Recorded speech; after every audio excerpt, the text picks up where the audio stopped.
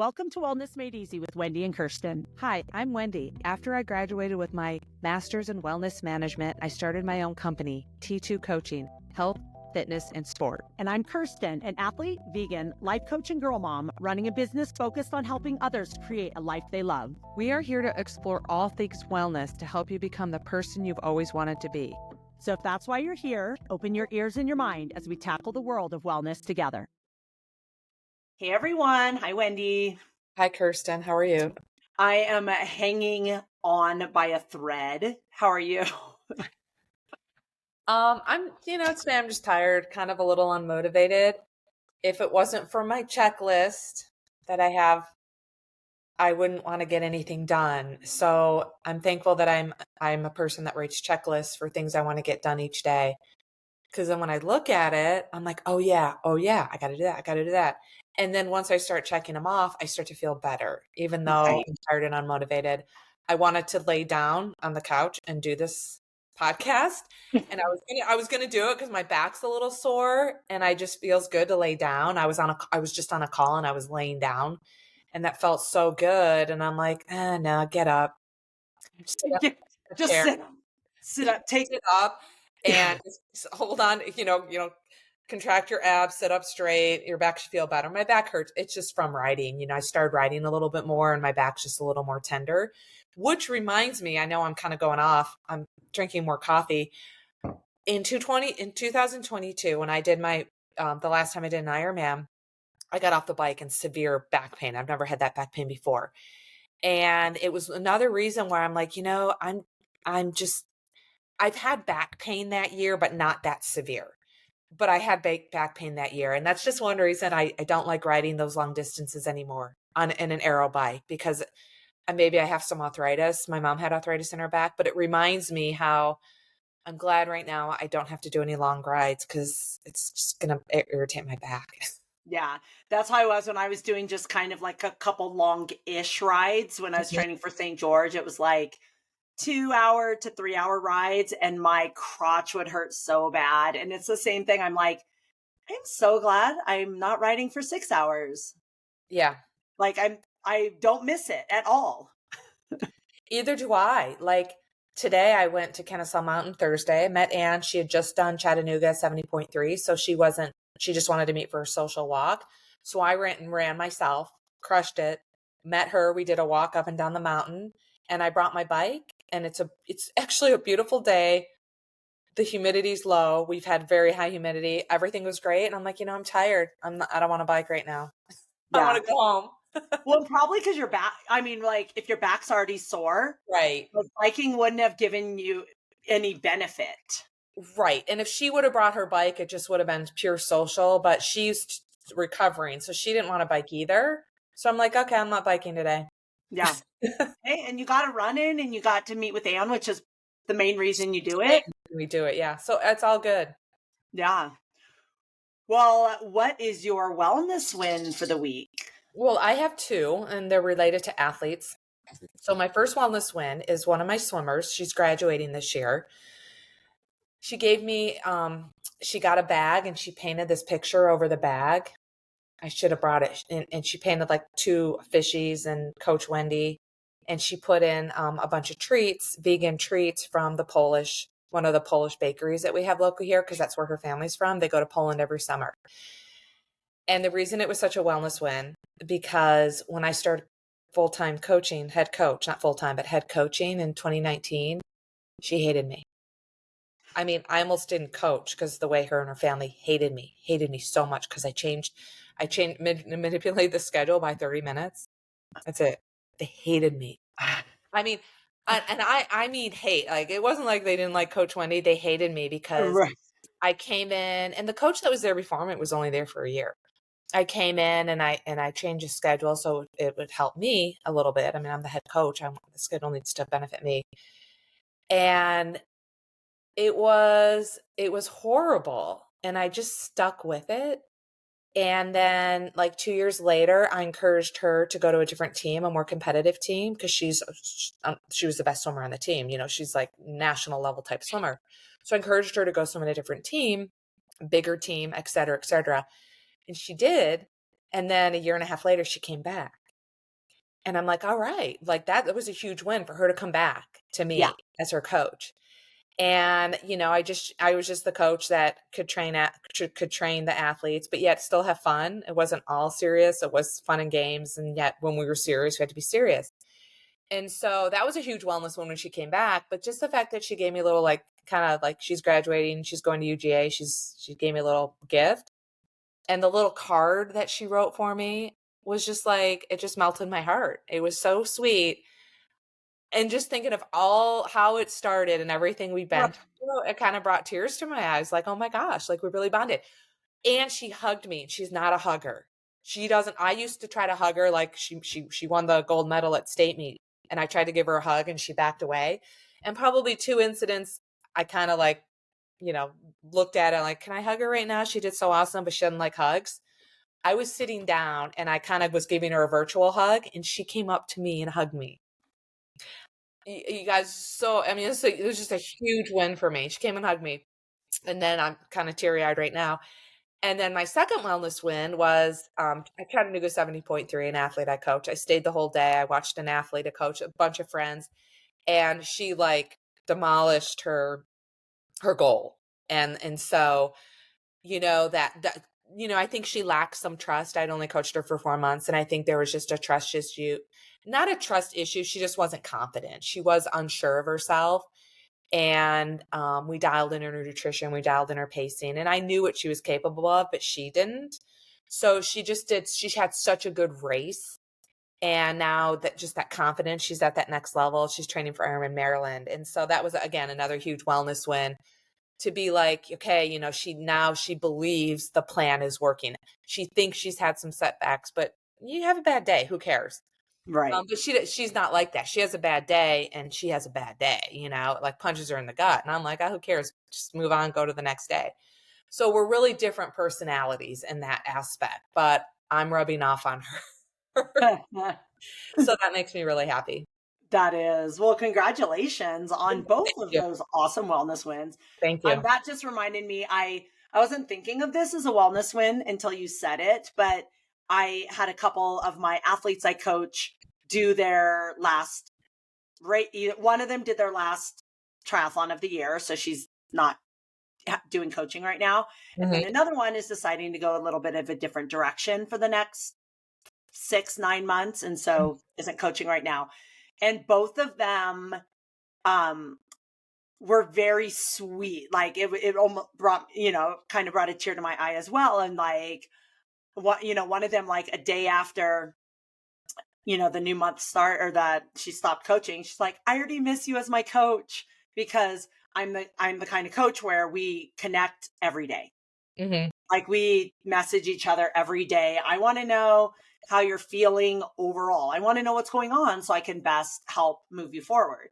And so that is a wellness win to hear, like right away, like, I already miss you as my coach. Yeah, that is And nice. I'm like, oh, that's really sweet. And then the other one, she had sent me this really long text yesterday about how I'm so good at relationships with my athletes, and how if I'm not dating or anything right now, but she was kind of like comparing it to like, don't be afraid to go after a relationship, because, you always joke about how bad you are at relationships, but you're one of the best people I know Right.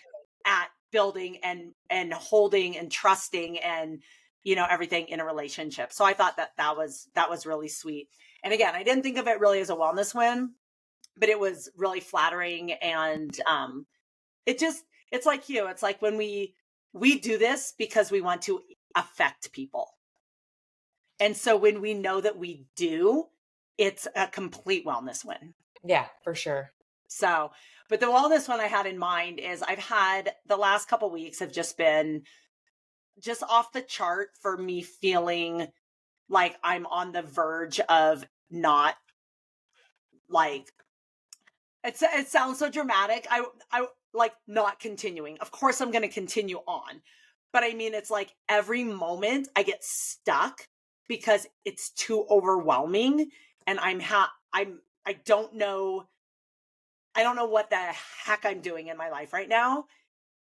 And the thing that I always go back to that I've learned about myself is that if I can do something that I love, that brings me joy, even if it means disappointing somebody else, maybe canceling or rearranging some other thing in my schedule so that I can fit in some self-care, it helps everything.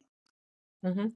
And it's funny because we are going to talk about this. One of the topics we're going to talk about today is like where we're struggling and what we're doing about it. But yesterday, my friend and I, we had on the schedule to go to Scott Carpenter, which is a 50-meter outdoor pool here in Boulder, and to go swim. And both of us, she's sick and really overwhelmed right now. I'm so busy, so overwhelmed. I have a list of unlimited things to do. It's like an infinity list of never ending stuff.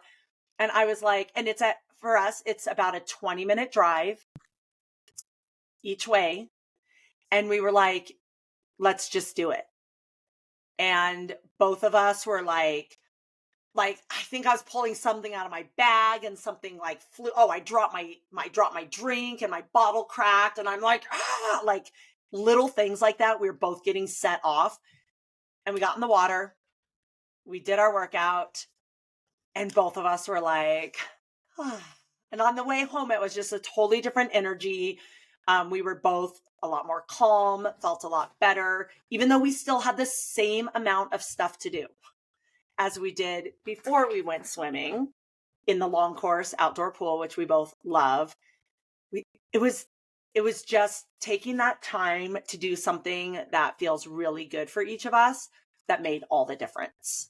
And so that was my wellness win. Yeah. And again, kind of on topic of what we're going to talk about, it's a mindset. So sometimes when I'm in an overwhelmed state and I'm trying to create athletes training plans and I'm just in this fog and I just can't do it. I'm just sitting here. What am I doing?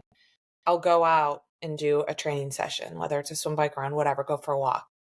And even though I just spent time that wasn't planned time to go do something, right? My mindset changes. Again, I always tell people endorphins are the answer.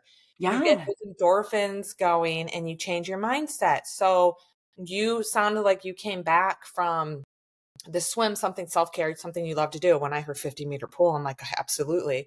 I hope you went and did it. Yes. But during that swim, you took yourself away from the overwhelming issues. You were with friends, you did your swim, you got some endorphins, and it just changed your mindset to say, okay, I just did 2 hours driving home. Let's say that's about 2 hours of something that took you away from your infinity list. And at the same time, you were probably, I'm going to guess, more productive afterwards in the way your mindset tells you that you're productive. And it was probably the best thing you could have ever done. So I want to tell this story because it reminded me of this week. I was meeting my friend Anna for there's a 3-mile run behind Lifetime. It's uphill, downhill. And we've done it before. And I was late because I couldn't find my keys. And even though the day before I got home, I said, place your keys here because you're leaving early in the morning. I couldn't find my keys. And then I thought my shoes were in the car.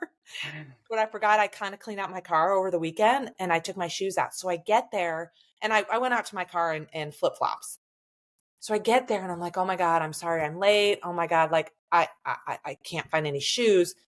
I had one pair of shoes in there, one with laces, one without laces, old running shoes, not trail shoes, that I forgot to donate because I took about 5 or 6 pairs of shoes to donate to Fleet Feet. And these were left in the car. They fell out of my bag and I found them in my car. So I did run very carefully on a shoe with no shoelaces. And one reminds me of Ashley when she brought 2 left shoes to a race. And I did it and I came home and and then I was supposed to meet a new athlete at the track, but I had to come home and get shoes. And so I'm like, okay, my day is already like to me in disarray. But what did I do? The athlete that I was going to meet at the track, he ended up canceling. So I came home and I'm like, I got to clean. I got to organize. And I spent some time cleaning out my car again, cleaning out I call it my bike room, but it's like my bike storage room, and doing laundry. And I swept, I vacuumed the house. I did like this super quick clean of the house. And that took me an hour, hour and a half. I didn't plan on doing that.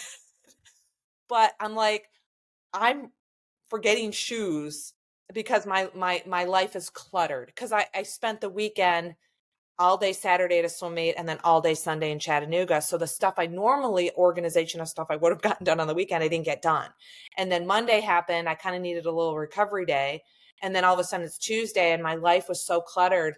But just spending, like you spent time swimming, I'm like, I just need to declutter my life because I can't have this happen anymore. I can't be forgetting stuff because then that will lead to more overwhelming, blah, blah, blah, blah, blah. So anyways, yeah. So that reminds me what happens with me is my laundry piles up, not the dirty laundry. I am so good about as soon as the washer is full, I wash it. As soon as it's dry, I dry it. And then it goes into a pile where I'm like, oh, I'll just do laundry tomorrow. I'll just fold it the next day. I'll put clothes away the next day. And then it never happens. So I have a bunch of clean piles, and mine is I have sock issues with, I have like somehow one sock gets in one pile, one sock gets in another pile. And if it takes me more than 5 minutes to find a matching pair of socks, and I'm going crazy because I didn't give myself in my schedule 5 minutes to find socks in the morning. So if I'm already like on a tight schedule and I have to spend 5 minutes to find a pair of socks, then I'm like, now is the time I absolutely have to do laundry. And the last week, I haven't had time to do it's my wait, I'm going to back up. It's not true. I have had time, but I've been wasting a lot of time. Kind of like you said, like when you're not productive because you need to change your state or change your mindset or change something, and you're just wasting time. Like I could have done my laundry then, but I didn't. So it's not that I didn't have time. It's that I didn't prioritize it like I normally do. And so then the next day it would be the same thing. I can't find my socks. And then, so it's just been, I think the last 2 weeks of nonstop of just too much to do that I'm not doing. I'm only doing the things that are at what I need to do in the next minute. Like we started our outdoor preseason swim practices on Tuesday. And before that, I needed to update our roster, print it out to get ready for that. So in the 25 minutes that I had before I had to leave, instead of like, oh, I better fold a pile of laundry or at least sort it so I have some matching socks, I'm like, oh, well, my next most important thing is my roster. And practice ends at 8 p.m. By the time I get out of there, lane lines, pick up, clean up, getting all the kids out. Oh, this is how my life's been going. Last week, when I was leaving the pool, it was the indoor pool still. We were at last week. I shut off all the lights, locked the door at like 8:30. Practice ended at 8. I get into my car and a dad comes up to me and he goes, my son is still in there. I turned off all the lights in the pool.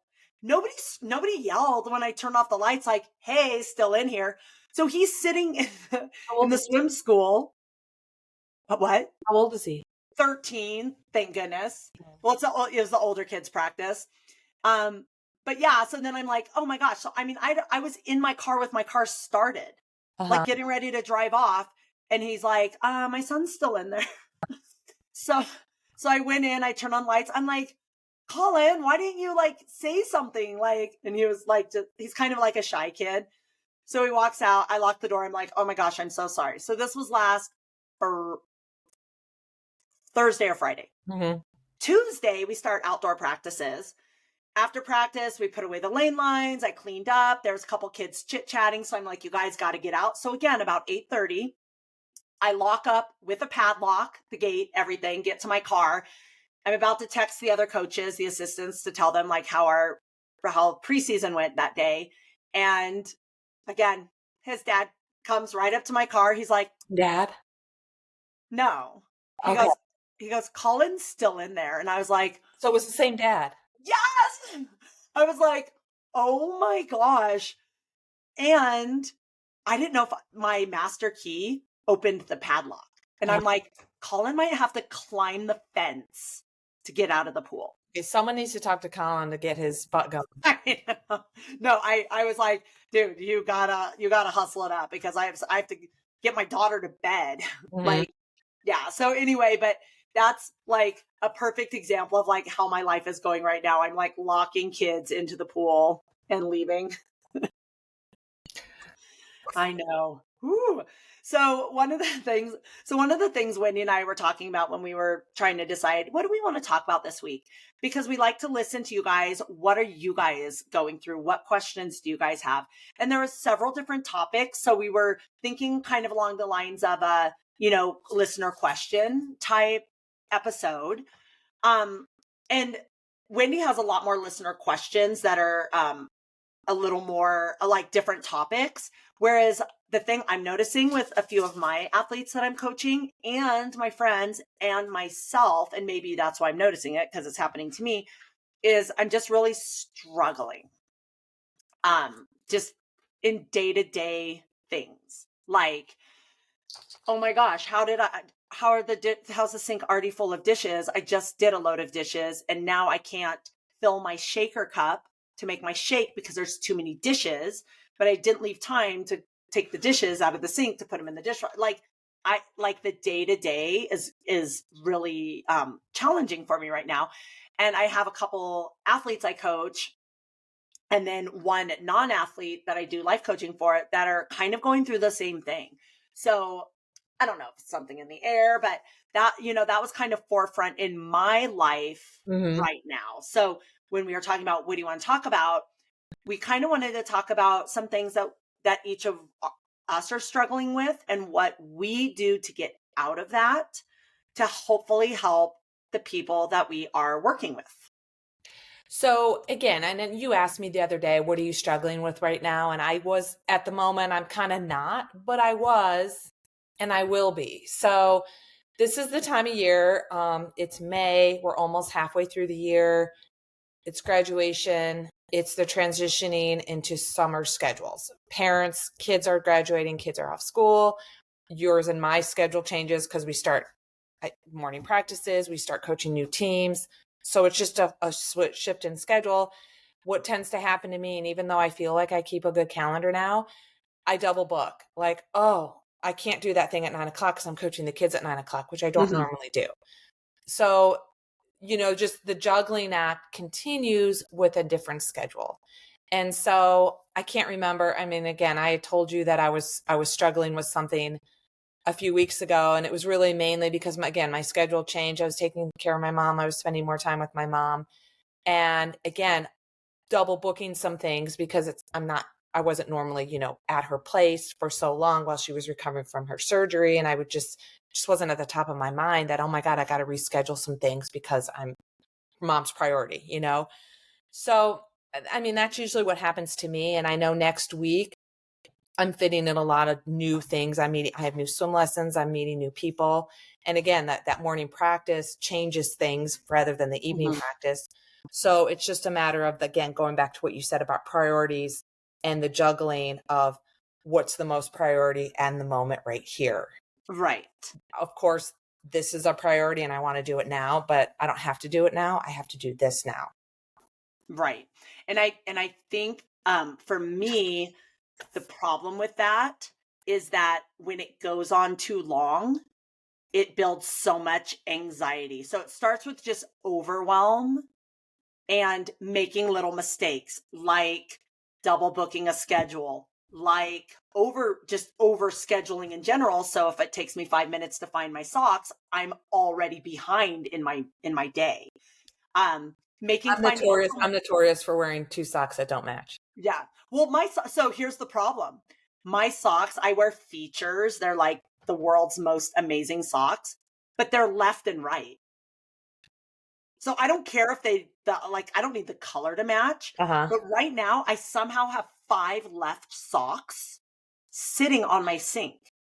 And I'm like digging through for a right sock. And I'm like, I'm like, yes, finally a sock. I don't care what color. And I look and it has an L. I'm like, how do I have so many left socks? Uh-huh. So yeah. So when it starts off as, a little bit of overwhelm, a little bit of transition anxiety and stuff, but it's like no big deal. And then it turns into, it's been this way for a week. It's been this way for 2 weeks. And then then I start to get a lot more anxious because I don't see an end. Whereas we talked about this before, when I'm anxious and overwhelmed, or I feel hopeless, or something feels too much. If I see an end in sight, I can do it. It's like an Ironman. It's like a marathon. It's like an ultra run. If you're in the middle of it, it feels like a lot. But when you're closer to the end, it feels manageable because you can see light at the end of the tunnel.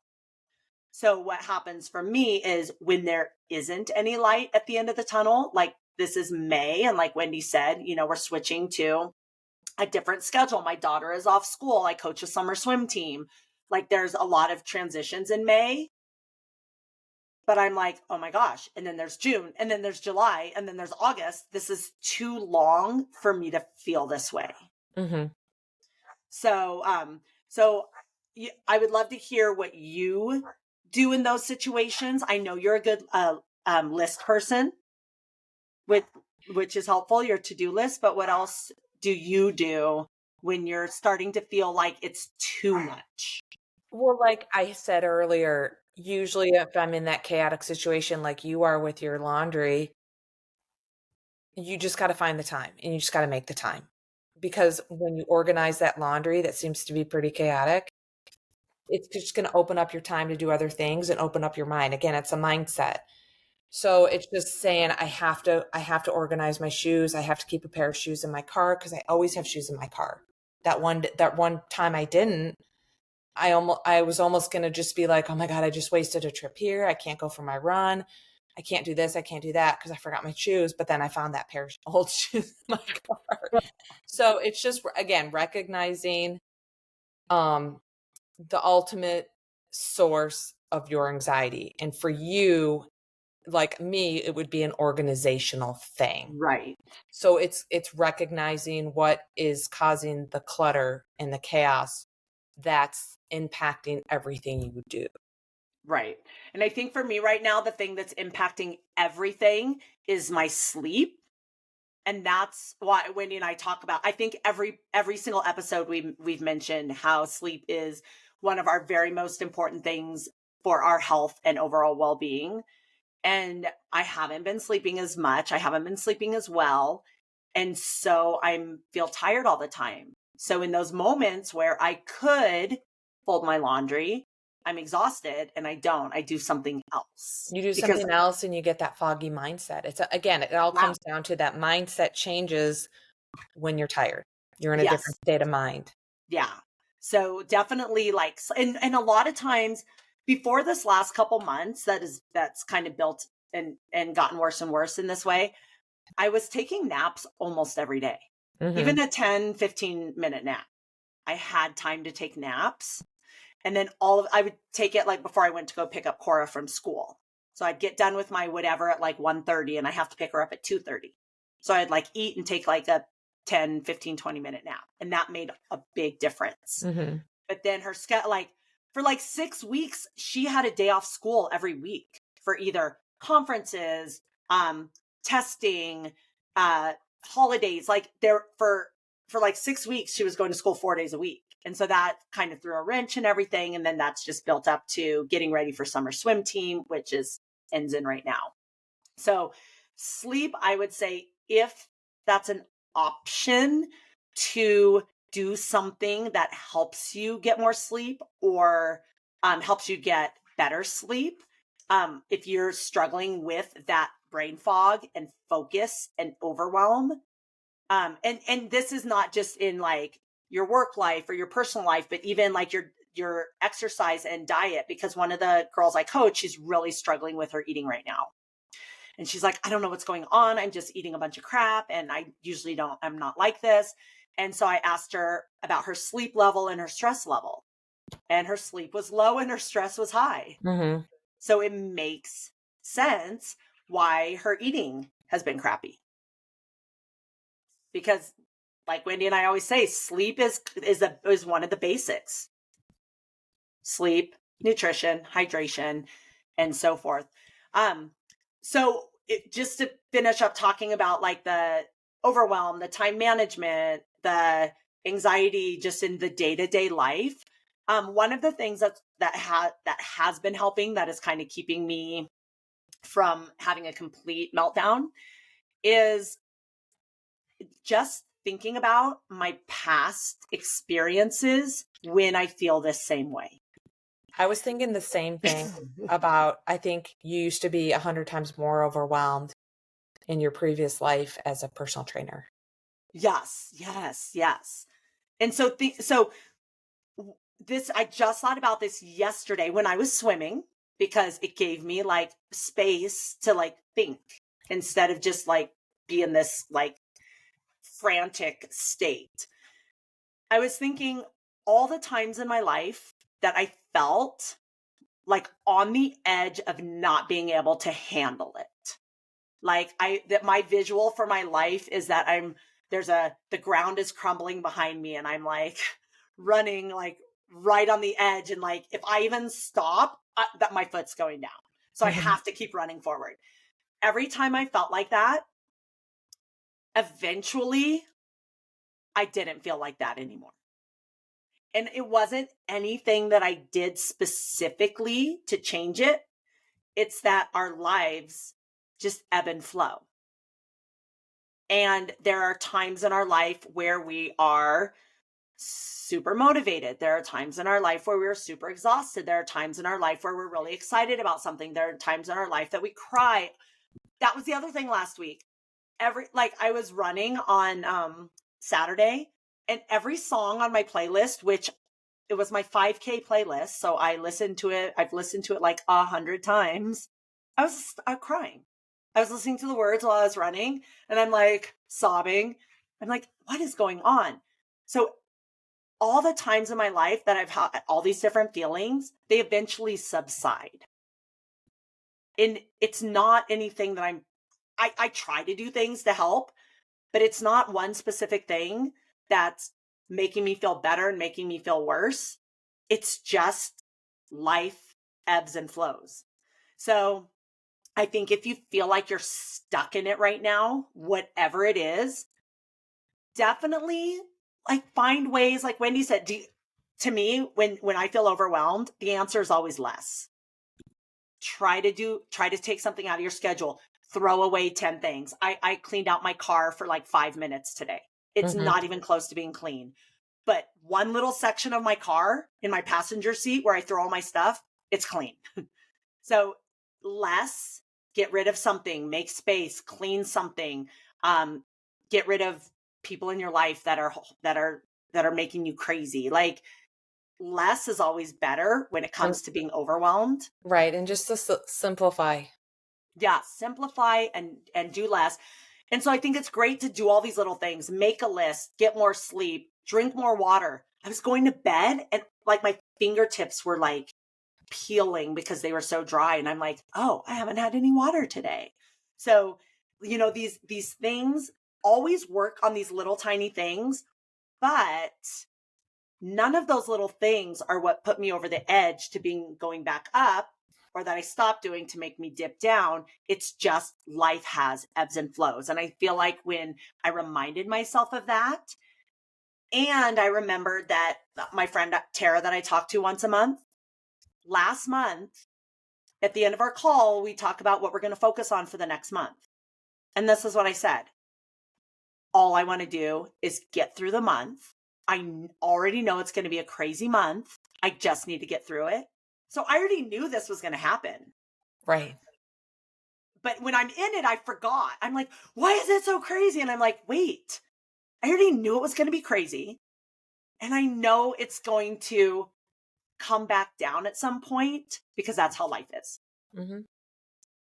So if that's helpful for me. So hopefully that'll be helpful for some of you guys who are, like Wendy said, transitioning. It's summertime. If you have kids, it's a huge transition. If you have a seasonal job, it's a huge transition. If you have a business that's either busy in the summer or not busy in the summer, it's a transition. And even the light, like I was talking to Wendy about this, like the fact that it gets light here at like 5 something, my body doesn't sleep anymore. And then it doesn't get dark until like 9. So then I'm not settling down. So I'm just not getting enough sleep because of the sun. I'm blaming the sun because of the sun. My circadian rhythm likes the sun to be down. I'm the same way, especially when I lived in Colorado. I was always up at sunrise. Here in Georgia, I think sunrise is around 6:30. Not 5:30 like it is in Colorado, but it's definitely can impact someone's sleep. And for me, it really didn't impact. It was good for me because then I got up earlier and I got to go ride earlier in the morning outside because it was sunny out.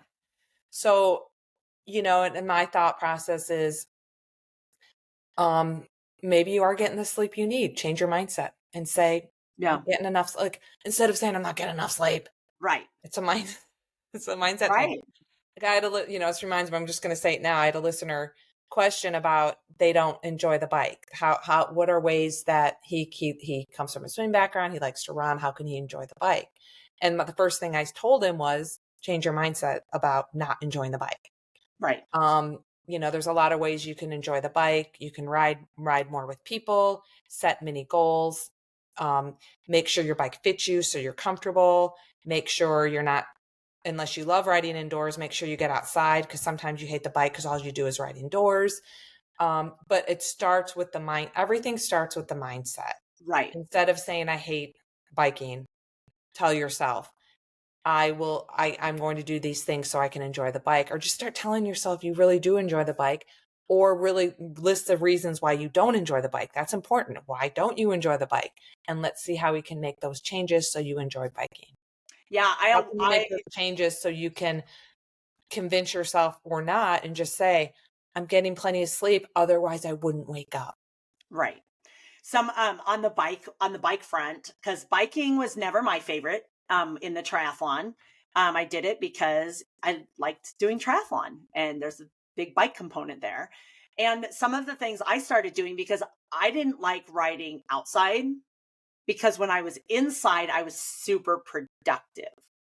So I would do a bunch of things online. I would organize, I'd make lists, I would plan, I would search things, I would watch shows. I was just doing things. And so then when I would get outside, I was like, oh, this is such a waste of time. But then when I started listening to podcasts or audiobooks when I was biking, I was like, I don't care if I bike indoors or outdoors, because in both situations, I get so much out of it. And it's not, for me, like getting something out of it. It's not even about like getting something out of it on the bike. Like I have friends that, like you said, they want to be with their friends. So they enjoy being outside, group rides, or inside or outside, hammering and doing, like, getting the endorphins up and doing a killer hard workout where they're drenched in sweat and they just crushed their workout. Being present in their bike ride, whereas you're not present on the bike ride, you're present in all other aspects. Yeah, like I get to do my personal growth. I get to delete photos off my phone. I get to declutter. I get to organize all the things that I don't make time to do. I was like, ooh, I get to do it on the bike. And now that we're talking about this, I took basically 2 weeks off from training because I just did that big race and I like to give my body time to recover. And I've been swimming almost every day, but that's it. I did a couple runs over the weekend, a couple races, and then I've been on the bike twice, just like spinning my legs. And that's usually the time where I am doing all this organizing and checking off my stuff on my list and going through my schedule, make sure I didn't double book, make sure I didn't bounce a check, make sure I didn't, all these things, mistakes I'm making when I get too overwhelmed. And I haven't had that opportunity well, I mean, I always have the opportunity. I didn't take the opportunity because I wanted to have 2 weeks of just doing whatever I felt like doing for my body. Mm-hmm. So that was something else that changed that I didn't even really think about in that. So instead of replacing my 90-minute bike ride where I got a lot done, sitting at home for 90 minutes, getting a lot done, I just didn't do the same things I would have done on the bike, off the bike, because I just always do those things when I'm on the bike. Mm-hmm. So they piled up as too many Yeah. to-dos. Yeah, I get it. So that's, I mean, I wanted to discuss this for a little bit because it's just been so big in my life right now. And maybe it's because I'm connected to the people that I'm connected to, but also in other people's lives. So just so you guys know, you're not alone. Right. Share that comment you shared with me on a text from one of your clients. Do you remember? Oh, yeah. So then another thing Wendy and I were talking about was some of the things that we wanted to talk about that our athletes have been talking about is imposter syndrome. That one? Yeah. Okay. So we were like, oh yeah, let's talk a little bit about imposter syndrome, which we've talked about a few times on the podcast. But then as soon as we decided that, literally like minutes later, I got a text from one of my athletes because I posted in my Facebook group, hey, what are you struggling with right now? Like, it's okay to struggle. The struggle is a thing. It's okay to struggle. And then let's connect. Let's talk about it. Let's move on from this struggle. Let's dissipate all this like high intense struggle energy. So I said, what do you guys struggle with? I'm trying to think of the original text. I have it. Oh, then go. I thought you were having me look for it. So again, backtracking, one of my ideas for this podcast that we thought about, but let's save it because we've talked a long time, was to kind of summarize. It's almost like mid-year. We're going to summarize some of the topics that we've already talked about on the podcast, imposter syndrome being one of them. And I have a whole list of other things that I'd like to talk about next time.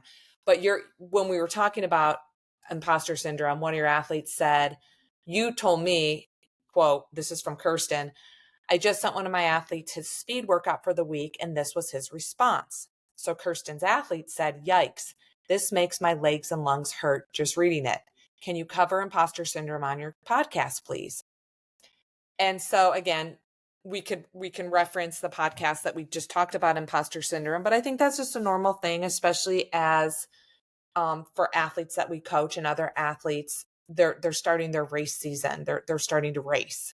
So they put in all this time training, mental and physical preparation. And yet when they arrive at the race or get a new workout, like this athlete you said did, they feel like that's too much for me, or what am I doing here? I mean, I used to wake up every morning, race morning, and be like, I don't want to do it. Like, why do I have to do it? Like, why do I do these things? I don't want to go.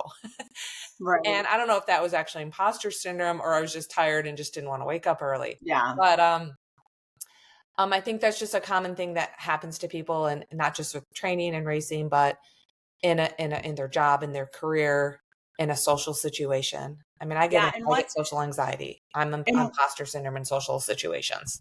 Right. And one thing he mentioned, because I actually did dive deeper with him, like kind of asked him like, do you have anything specifically, blah, blah, blah, this and that. But one of the things that he gave me some specific things, but he also said, that's just one specific item. If I wanted to start feeling bad, I could think of more.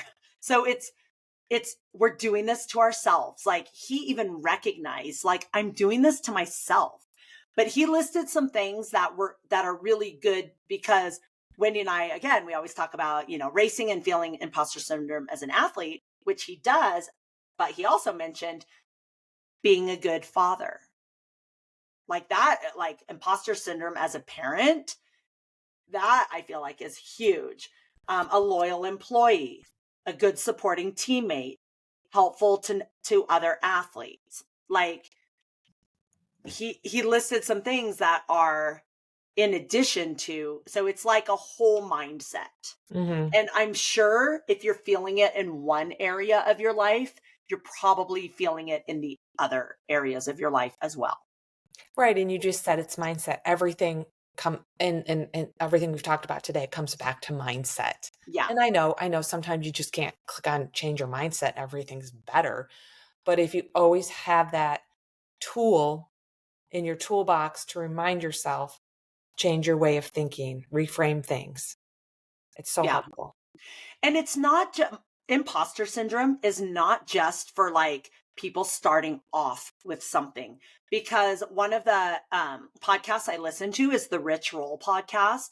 It's been around for like 15 years. It was Probably the first podcast I've ever listened to. Yeah.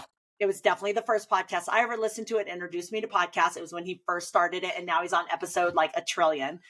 But he has imposter syndrome. He talks about all the time. And his podcast has literally been number one on all different categories for like 10 years. He has Olympic athletes. He has some of the top like experts in fields on his podcast constantly. He has like celebrities. He has everybody on his podcast. So he's obviously a good podcaster, right? Or else he wouldn't be on the top. He wouldn't have millions and millions of listeners, and he wouldn't, all these people wouldn't want to be interviewed by him. So we could look at him and be like, oh my gosh, why on earth would he have imposter syndrome? And he talks about it all the time. He's like, I can't believe this is my life. Like, I feel like I've pulled the wool over somebody's eyes because they think I'm important. And I feel like when I hear him talk about it, it makes me think it's more of like a really deep-seated worth issue. Like, you don't feel worthy of all these accolades, or you don't feel worthy of the things that you're getting from what you're doing. And so you feel like you don't deserve them. So that's what causes you feeling like an imposter. Oh, that's a good way to say it. Yeah. And I was thinking like, and Wendy and I talked about this again on another podcast, but in case you missed it, we were talking about it when we were talking about how to prepare for a big event. And Wendy was talking about how she always had a really hard time with presentations and getting up in front of people and talking to people about topics, because she's not the expert. But in the situation she's in, she is the expert. So like neither one of us are the foremost expert on anything we talk about in this podcast. But we both had enough experience with every topic that we talk about that we have value to share. And instead of thinking like, oh gosh, I'm a podcaster, I feel like I'm an imposter because blah, blah, blah, blah, blah. People, if one person says to me, which they do, your podcast helped me with XYZ, then I'm not an imposter. I'm a podcaster that has knowledge about what I'm talking about, and that's helping somebody, which is what podcasts are designed to do. Yeah, I just like sharing stories. We're relatable. Yeah. Yeah. So if I say like, so this is funny. My friend Tara, I talk to once a month, and we help each other with like business things. It's turned a lot more personal over the last 20 years that we've been talking. But one of the things that I was struck, one time she goes, we were talking about like, what would you do if it was your ideal job? Like, and we were talking about like being a professional athlete. And she goes, but you are a professional athlete. And I'm like, no, I'm not a professional athlete. And she's like, have you ever made money at a race? Yeah. Then you're a professional athlete.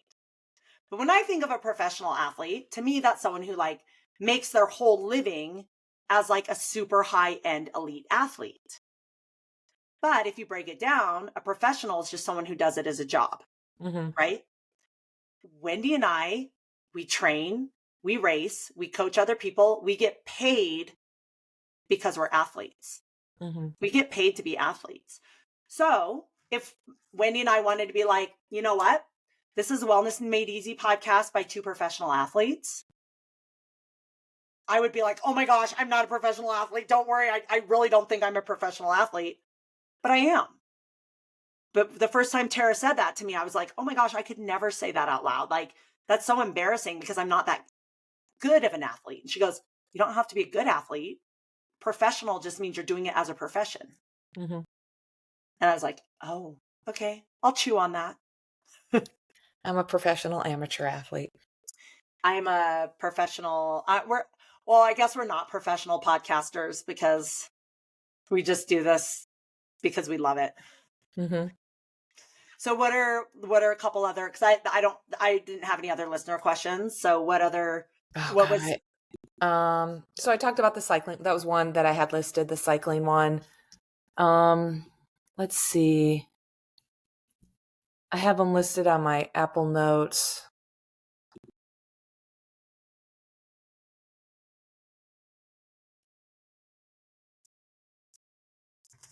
Oh. I have a friend that was talking about our podcast about FOMO, fear of missing out. And they feel pressure to do certain things, whether it's a race or just part of their job, and because of social media. And I think that's a common thing, especially with young adults, is that fear of missing out, that social identity, that pressure of, for women and men, it could be to look a certain way, a body image thing, or for me, it used to be racing. I would want to do, I'd want to be the best at a 5K. I'd want to be the best at a 100-mile. I wanted to do all these races because I saw my friends do it and on social media. And they were just asking for advice of how to deal with that. Again, I shared the podcast with them that we talked about that. But I think more than anything, it's the best way to deal with fear of missing out because of social media is to limit your social media. I know that's a hard thing to do. And I know we talked about it before, but like getting your icons, your apps off your phone. And so they're not always, alerting you that there's a new post by someone, or you're not tempted to look at them, or set your social media to specific times a day. Like for me, when I'm aqua jogging, I like to catch up on Facebook and Instagram while I'm aqua jogging. For you like to bike, but I'm not on social media all day. There's just, kind of in the morning and the evening, I catch up at certain parts of the day, but it's definitely something that you just need to limit your time with and say, okay, by 8 p.m., my phone's off, delete certain people, certain influences or whatever certain people that you're following that are making you feel a certain way, in a negative way. Don't follow them anymore. Just get rid of them. Right. I mean, it really is that simple, but it's a mindset that you have to commit to. Know what's going on. Yeah. Yeah. I actually don't, I would say like, I can't say never, but I would say I rarely have any FOMO. But I was thinking when you were saying this, for your person who wants a little advice on it, is maybe think like, okay, I could do this, but what would I have to give up to do it? So it's kind of like with that time management and overwhelm we've been talking about. It's like, give yourself permission to entertain that activity that you want to do, and make a decision. Say, okay, I can sign up for that 100-miler, or I can go on that bike trip to France, or I can order that blanket that has all the nice things about mom and daughter. But then I would have to give up this, or this, because I can't add something to my life. Yeah, that's really good advice. I never knew I had FOMO. I remember my friend Sue, she owned Play Try in Westminster. Mm-hmm. Was it in Westminster? Yeah. And she would use FOMO all the time. And I'm like, what does that mean? Like for years I'd see it. I'm like, I don't even know what that means. And finally I looked it up and I'm like, oh gosh, wow. And I didn't realize I had it until I broke my knee. So 2 years ago when I broke my knee, I'm like, wow, I think I had FOMO big time, with the way I would see, oh, I'm better than them. I'm going to do that race because I'm going to beat them, or I'm going to do that. I'm going to do that, And it was just funny that I kind of got caught up in it and I recognized it. But I like what you said is, what would you have to give up? I'm not racing. I'm not investing a lot of money like I used to in racing. I'm doing more local races. They're $25, $35 or local events, but I'm not investing in traveling to Kona or traveling to another Ironman. I got to drive to Chattanooga. I woke up race morning. I drove to Chattanooga. I was there all day. I loved being there. And I was confirmation. I don't want to do a 70.3 right now. It was great. It was exciting. It gave me energy. It was fun watching. It was fun being all over there. It was fun, like being the spectator volunteer person. But I'm like, God, I don't want to invest my time into training for 70.3. I don't want to invest money into training for 70.3. So I'm recognizing the things that would have to change in order to do something like that again. Sure, I wanted to race, but I don't have to race a 70.3 to get that high that I get from racing. I can race a 10K and still be able to race, still be able to push my body to its limit, still be able to perform and see what I can do, because that gives me energy and confirmation, blah, blah, blah. But again, what you just said, think of what you have to give up to pursue something that's giving you FOMO. Right. You just made a hugely awesome point. What you could also do if you feel like you have FOMO really bad and you start like doing things just all over the place. You're like, I'm signing up for that. I'm going to go on that trip. I'm going to whatever. Is maybe take a step back and think about, why do I want to do this thing? How does it make me feel? Because usually we like to do things because we want to feel a certain way. We wanted to give us something. Like when I eat a pint of ice cream, it's because back in the olden days, that was a way that was self-love. Back in a long time ago life, that was the way I nourished myself. So now I'm like, if I need self-love, I'm like, I want ice cream and I eat it. I'm like, ew, it gave me a stomach ache. It did not give me what I wanted. It didn't fulfill that feeling I needed. So when you have FOMO and you're especially looking on social media where everyone's, life is like, woohoo, look at all these things I'm doing. Think about, well, why would I want to do that? What is it going to give me? How is it going to enhance my life? And is there something I'm doing now that could also do that? Or is there another option that maybe isn't so extreme or expensive or time consuming that might give me that same effect? So yeah, and that just reminded me, my athletes' results that I coach, the athletes that I coach, whether it's youth swimming or adults, triathletes, runners, ultra runners, their results are a reflection of me. So I'm living vicarious through them when they're competing. so that's enough for you. I'm taking credit for that because I'm their coach. I'm taking credit for the good and the bad. If they have something bad happens or something that's we didn't expect, we look at the big picture, we look at the previous events that led to that performance, and I'm going to take responsibility for good or bad. But it's the good that makes me feel that I just crossed the finish line because I have that feeling that they're feeling right now. Right. Yeah. Well, that's great. I mean, all of that I think that's going to be really helpful to anyone who feels like they're overcommitting because they feel the FOMO or maybe pressure from friends even. Mm-hmm. Is just, think about, what do you need for you? Why is this important? And is this the solution for what you are wanting to feel or the experience that you want to have? Or is something else the solution?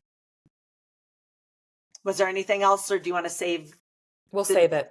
Save it? Okay, yeah. Perfect. What are you most excited about for the week? I don't know. I've been thinking about it this whole time. Like, what am I excited for? I got a swim meet. I'll be at the swim meet this weekend.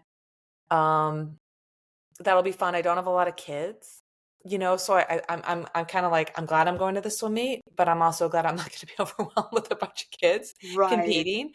The summers or the long course season swim meets have been very big, lots of teams, lots of swimmers. And so when I'm there, I could go be on my computer creating a Canva design or doing something for my business because I'm wading through a set of 10 200s freestyle that none of my kids are in. Right. I'm just hanging out, doing other things, going for a walk, getting on my computer. So I kind of like that I'm coaching the swim meet. I'm present when my kids are getting ready for their competition. I'm present during their competition. I'm present afterwards.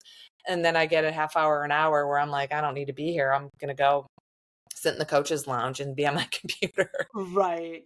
I used to like when in middle school, which I remember, I'm sure you remember from high school. So like middle school and high school swim meets, you always have people in every single heat.